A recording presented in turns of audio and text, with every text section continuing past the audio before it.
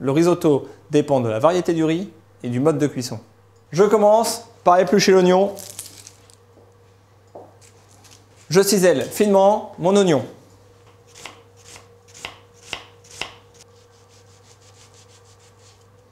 Dans le calamar, je vais tailler des fins anneaux de 3 ou 4 mm de côté.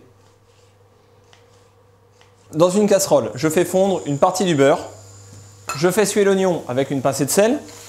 Attention à ne pas le colorer. Lorsque l'oignon est bien sué, j'ajoute le riz. Et je vais remuer pendant 2 à 3 minutes pour le nacrer avec la matière grasse. Lorsque les grains commencent à devenir translucides, j'ajoute mon vin blanc. Je cuis sur un feu moyen jusqu'à ce que le riz ait tout absorbé.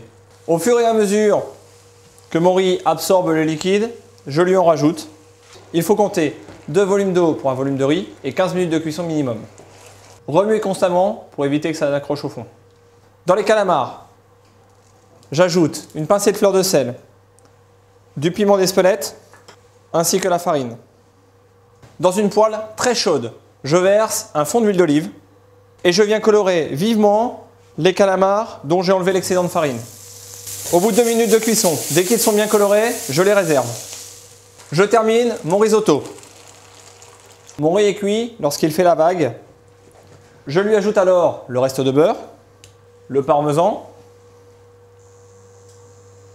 Je sépare mon riz en deux. J'ajoute dans l'un de mes 2 risottos l'encre de sèche. Je dresse mes 2 risottos dans la même assiette.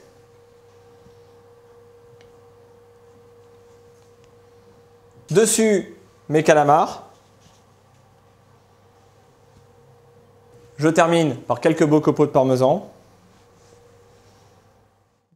Attention, le risotto n'attend pas, vous devez le servir immédiatement après l'avoir terminé. N'hésitez pas aussi à remplacer l'eau par un bouillon de légumes ou un fumé de poisson.